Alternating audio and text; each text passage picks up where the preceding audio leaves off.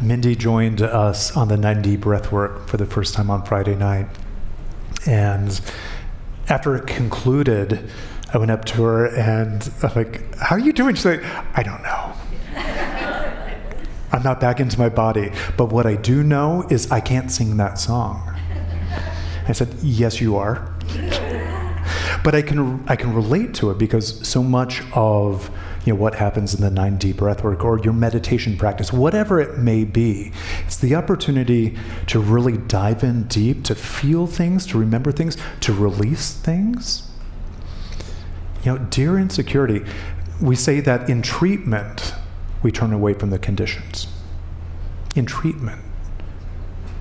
I think there have been too many aspects and times in my life where I've just turned away from what's happening. I think the powerful, most masterful way to live a strong, powerful life is to look at what's going on. We turn away from it when we're knowing the truth, but we're aware of what's going on. I went to see the movie Civil War last weekend. Has anyone seen it by chance? Craig Lincoln. It's a strong, powerful, disturbing movie. It is telling a futuristic possibility of the United States being ripped into civil war. California and Texas have seceded. The rest of the country they're fighting as if what you would see or what we see in the movie or in the movies, in the news, in other parts of the world happening here in the States. So the movie is about a small team of photojournalists. And so it's really through the lens of what's happening in this country through the lens of a journalist. So long story short, they're going from New York, trying to make their way to Washington, D.C. And it's just one gripping, terrifying reality after the next and to the next. And then they drive into one town. I forget what state it is, but it was as if they went through a portal into Main Street America. And there was an older woman walking her dog down the street. They went into a shop, and she said, would you like to try anything on? So she tried on a couple dresses, and they were asking the shopkeeper, like, don't you know what's going on? And she said, yeah, we're aware. But we've decided as a community not to watch the news, not to read the papers, not to bring it into their reality. That's how this science works. This science works on what we think, and actually before what we think, what we believe creates and influences our thoughts. Because of what we think, it affects our feelings. With the feelings, then we feel emotions, and then it's out into the world. So there are many aspects in my life that I'm aware of what's going out in the day-to-day world, but it's not affecting necessarily my day-to-day experience. Oops.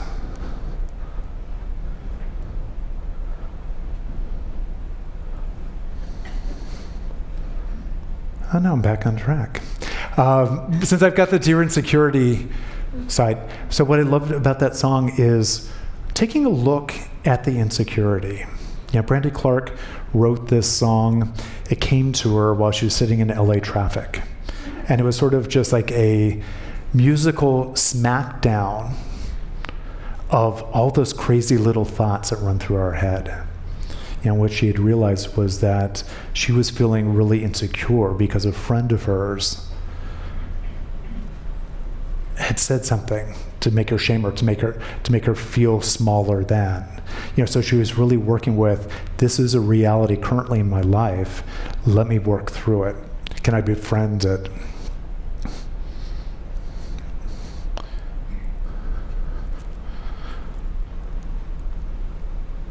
I don't know if you can see that. So a quote by Michael Singer from The Untethered Soul. You are not your thoughts. You're aware of your thoughts. You are not your emotions. You feel your emotions. You are not your body. You look in the mirror and experience this world through its eyes and ears. You are the conscious being who is aware that you are aware of these inner and outer things. Michael Singer.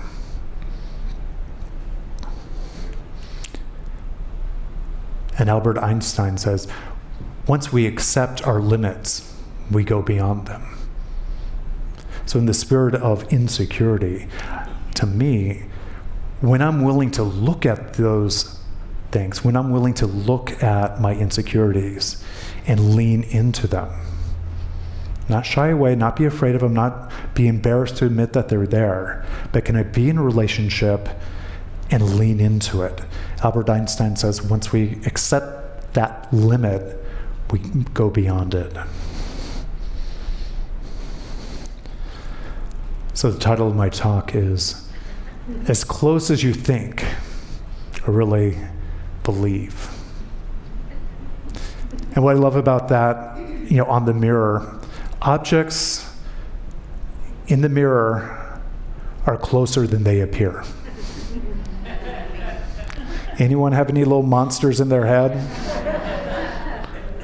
There are those monsters and some friendly little monsters that are a lot closer than we think they are. And then sometimes there are thoughts that maybe I don't deal with. I keep them way in the background.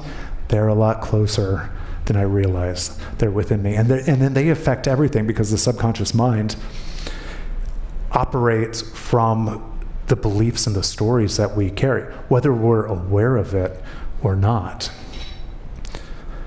I like to say seeing is believing, or that's how most people, seeing is believing. But I say believing is seeing.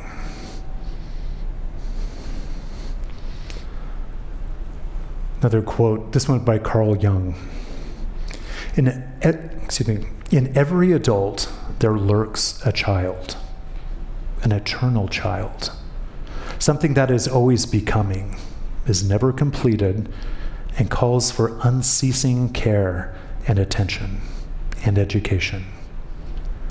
That is the part of the personality which wants to develop and become whole.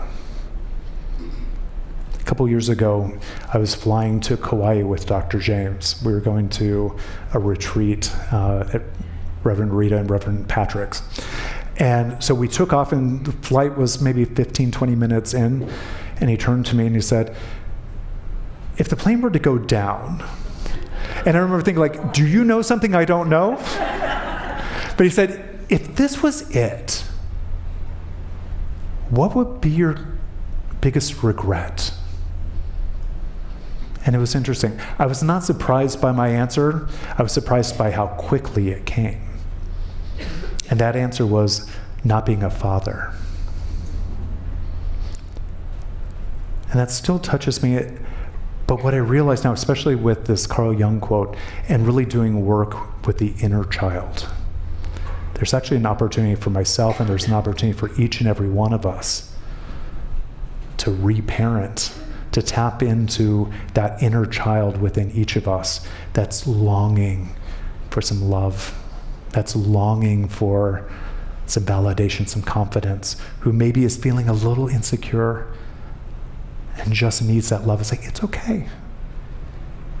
You're doing fine. You're doing great. As a 54-year-old man, I still deal with it. There are times, talking about insecurity, I mentioned, I don't want to harp on it. Dr. James says, don't work your stuff out on the stage. But I'm willing to share what my journey has been and what my process was, in an effort, and I hope that maybe it will inspire someone to make a shift. So for me, the insecurity of not being put on the calendar to speak for almost a year and a half. When I thought, as I was becoming a minister, that this is what it was. And I thought, I'm going to be one of the voices of this organization until I wasn't. Until there was a comment made that I wasn't dynamic. I wasn't a dynamic speaker. The 53-year-old part of me is perfectly fine. I had a little issue with it, but I could process why I wasn't being put on the calendar. But that little boy inside of me, he was the one that was wounded. He was the one that started saying, I'm not enough. I fooled him for a really long time, and I've been found out. I thought I could hoodwink them and say, I'm going to be a leader, and they're going to love me as a speaker, until they didn't. And then the calendar just kept unfolding. Now, was I a circumstance to the relative facts? Maybe. Or based on the science, did I create that experience? That comment that was made was not made to harm me or to hurt me.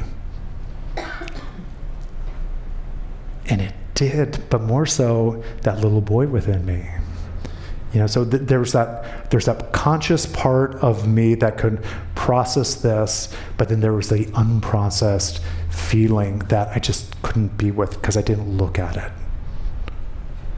Until I began to be willing to look at all of that.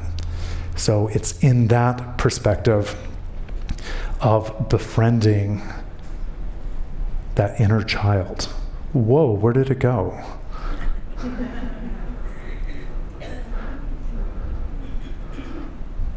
Okay, well, I guess we are going to totally freestyle because I just lost my slides. So this is that inner child. It's been interesting preparing for this talk. I found some old boxes in storage and I started to go through them and realized that, oh yeah, Eric, look how happy he was. There are times where I've clung to the challenges in life. Here's some more of that little Eric who, the bottom left corner, I'm like, I don't know if you can see from there, I'm like, that's me with a shirtless Ken doll. My parents should have known. But so many different aspects, of the joy. That's me and my sister in the upper right corner, in just different aspects. And these are the images that I get to reparent, to rebring in, to reacquaint myself, to allow these aspects of my life to be invited to the table. They've been sitting at the kids' table for far too long, and to really honor them and bring them. Okay, now I know where I'm at. Okay. So, creep. Kind of a weird relationship with that picture. And yet, there are times where they do relate.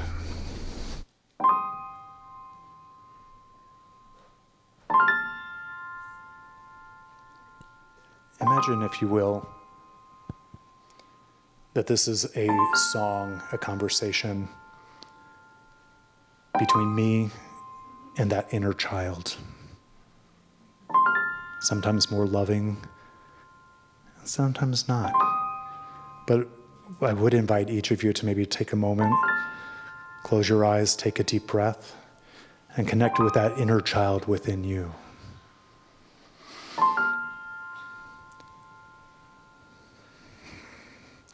When you were here before, I couldn't look you in the eye.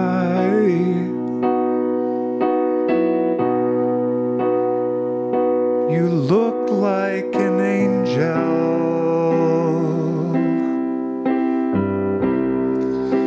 Your skin makes me cry.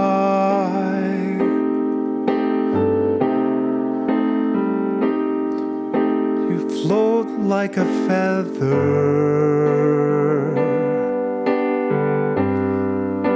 beautiful world.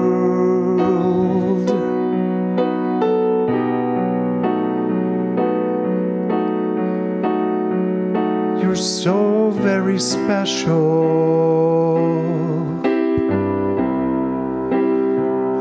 I wish I was special,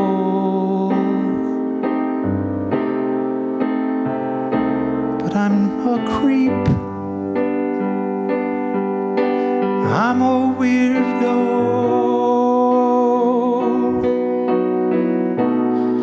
What the hell am I doing here?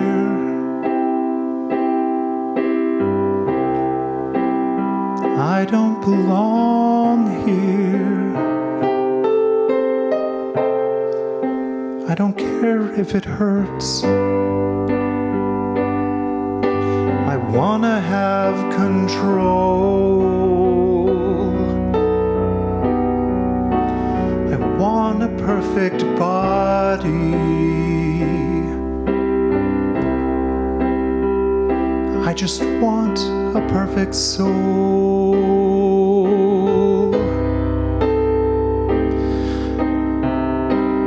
I want you to notice if I'm not around. You're so very special. I wish I was special, but I'm a creep. I'm a weirdo. What the hell am I doing here? I don't belong here.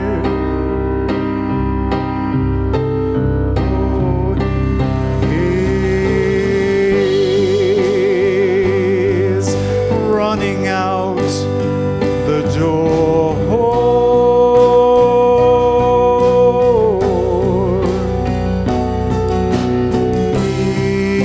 He's running out. He's run, run, run, run, run.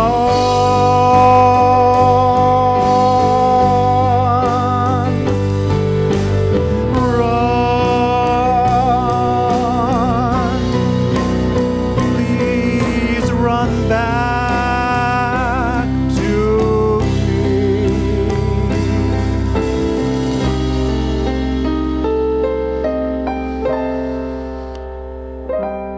Whatever makes you happy.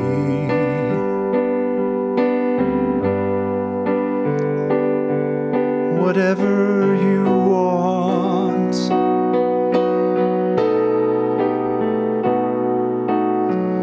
You're so very special.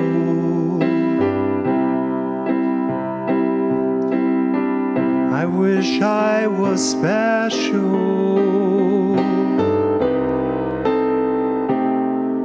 but I'm a creep. I'm a weirdo.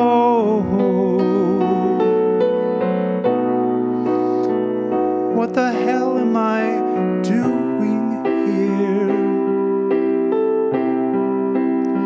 I don't belong here. No, we do belong here. Take a deep breath. Hug that inner child. Give him a little squeeze and love. And exhale.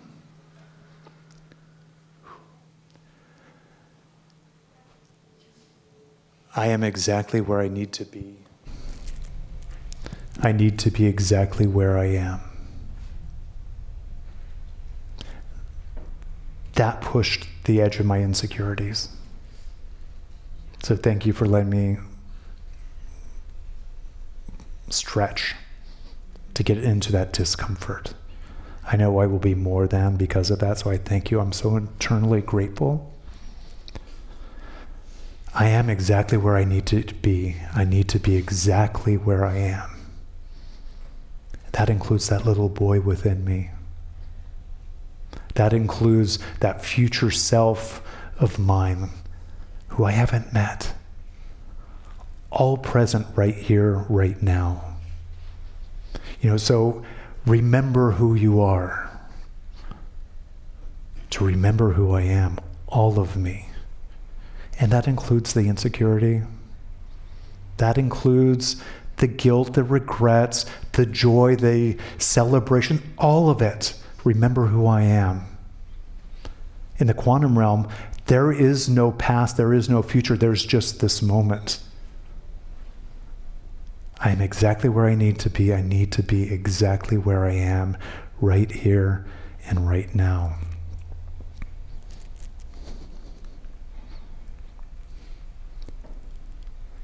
That's actually a lyric from one of our future ministerial students, Amy Steinberg. I'm not sure if I first heard that through Amy or years back, but I have it on my bulletin board and I look at it daily. So creep. Not a typical song or lyric, but the way I look at it, creep, consciously remembering emergent evolutionary potential. So not that creep. I can honestly say I'm not that guy that's that creep like, I'm clear that's not who I am. I'm not insecure with that. But consciously remembering emergent evolutionary potential. So in 2019, so just about 5 years ago, Gene Levinson brought this to the scientific community. Emergent evolutionary potential. The scientific mechanism of Darwinism, natural selection, tends to preserve new, more complex entities that arrive from interactions between previously existing entities when interactions prove useful in the struggle of existence. It's kind of like, to me, and I'm glad that Craig Lincoln's here, and I'm kind of dreading that Craig Lincoln's here because he is my science man. So I'm kind of a pseudoscience kind of guy. But it's a little bit like emergent evolution. There is a movement in biology. Let me step back. It's sort of like epigenetics, which is a new field in biology that states that it's actually more of our belief that fuels our DNA. So as we do the work of changing our thoughts and our beliefs, it actually structurally can adjust our physiological, our bodies. And so that's what this is, the emergent evolutionary potential. So when I realized that, it's like, my interaction, my refathering of that little boy, my interaction and the healing of that is going to change the trajectory of my life. The example that they use for EEP is you've got a great plan, you're going to go meet a friend at a coffee shop. Do you go there? That's what your life is unfolding. To go to the coffee shop until you realize the coffee shop's no longer there. It closed down. That was a relationship with a change with the coffee shop that has changed the trajectory of your life. So actual events often alter the probabilities, the potential for future events that may or may not take place.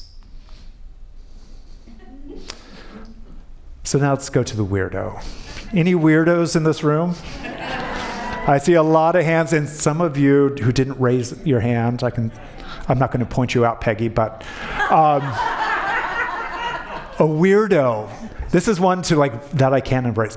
A person who is extraordinarily strange or eccentric. The opposite of the usual.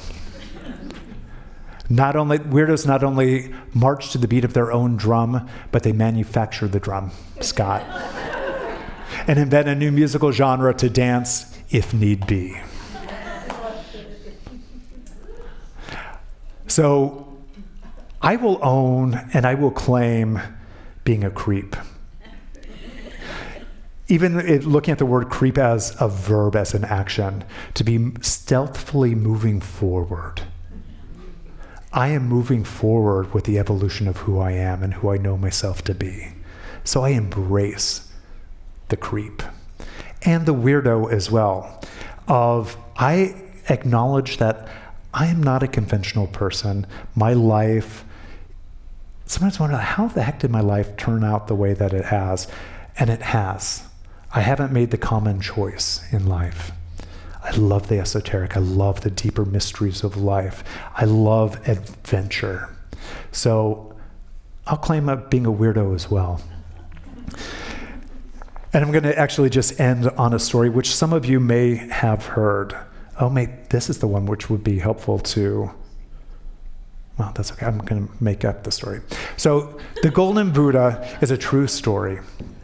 In the late 50s, I think it was 1957, near Bangkok, there was a monastery that was tasked to relocate their shrine and their temple because an interstate was going to be built there. So the head monk hired a crane to move this big stone Buddha. And as the crane was lifting it up, the crane was buckling. They realized, like, this is a really heavy thing. So he decided, like, I'm just going to put it down as the storm was coming in. So he covered the Buddha, the stone Buddha, with a tarp. In the middle of the night, he went in with his flashlight just to make sure that the tarp was covering the Buddha from its water, or from the water in the rain. And as it was shining the light, he saw a glimmer in the reflection. And he investigated a little more, and there was a crack in the Buddha, of the stone Buddha. There was a crack. And as they went in and really investigated, he realized, like, no, there's something shimmering underneath it. So he went back to the monastery, got a chisel, started cracking away at the chips. What they realized was it was a solid gold Buddha that hundreds of years before had been covered in mud, covered in dirt, to protect it when it needed protection. There was a war coming in, and they did what they had to do to protect the treasure. Then fast forward a couple hundred years, how many generations is that? 3 generations, 4 generations? They'd forgotten its true identity. They no longer remembered that it was a solid gold Buddha. They just revered it as this magnificent stone Buddha. And that's what we come here to do, to remember who we are, to realize that ultimately you are golden. We are all golden. Tiffany, can I?